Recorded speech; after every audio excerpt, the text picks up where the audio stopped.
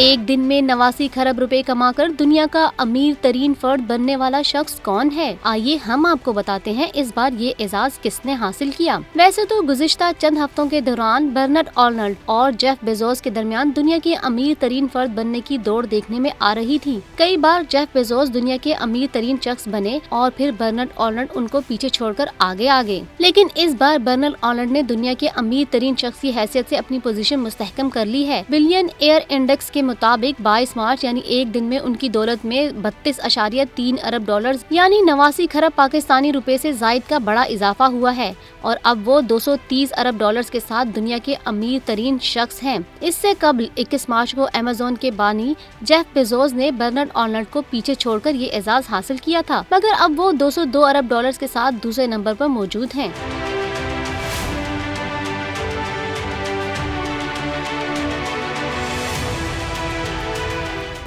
Subscribe करें और bell दबाएं ताकि कोई खबर रह न जाए।